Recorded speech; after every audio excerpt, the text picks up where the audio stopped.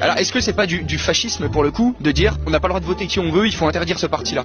Finalement, où est la liberté si les gens n'ont pas le droit de voter ce parti-là? En fait, ce que à l'heure d'aujourd'hui, c'est un parti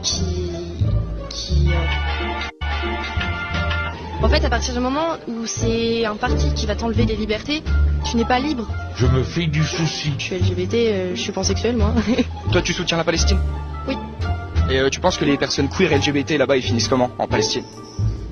En fait, moi, je cherche pas à savoir le pour qui, du pourquoi, du quoi, du comment.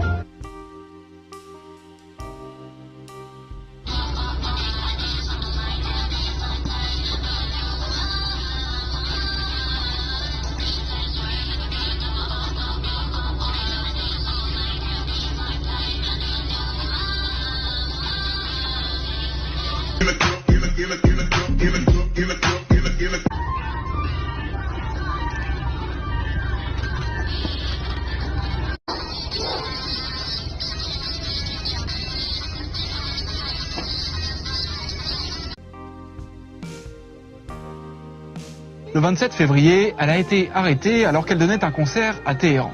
En Iran, le régime islamiste interdit aux femmes de chanter en public. Et pourtant, de plus en plus d'Iraniennes n'hésitent plus à défier ces interdictions.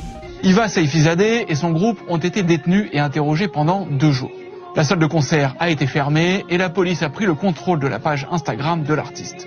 Motif invoqué, le contenu de la page était contraire à la morale et aux bonnes mœurs. Iva Saifizadeh n'est qu'une des nombreuses chanteuses arrêtées ces dernières semaines. Chacune de ces 7 femmes a été soit arrêtée, soit convoquée pour un interrogatoire par la police.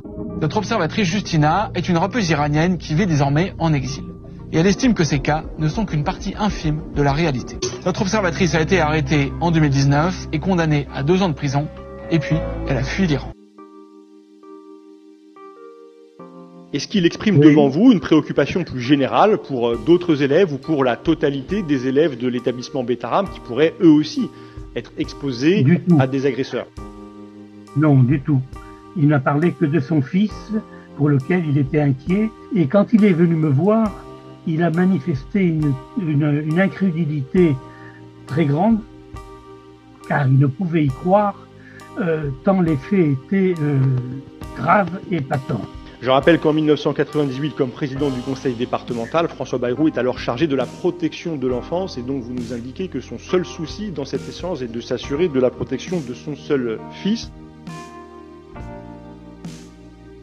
Plusieurs prisons ont été attaquées simultanément dans toute la France. Dans la nuit du 14 au 15 avril, une vague d'attaques menée par un mystérieux commando DDPF a frappé les prisons de Toulon, Aix-en-Provence, Luynes, Marseille, Valence, Nîmes, Villepinte et Nanterre. L'entrée du centre pénitentiaire de Toulon a été visée par des tirs à l'arme automatique. Sur ces vidéos qui n'ont pas toutes pu être authentifiées, on peut voir la voiture d'un employé de la maison d'arrêt de Nanterre brûlée. À Villepinte aussi, 2 hommes ont brûlé 3 véhicules sur le parking de la prison, 2 appartenaient à des employés. À Valence, 2 voitures aussi du personnel de la prison ont été incendiées.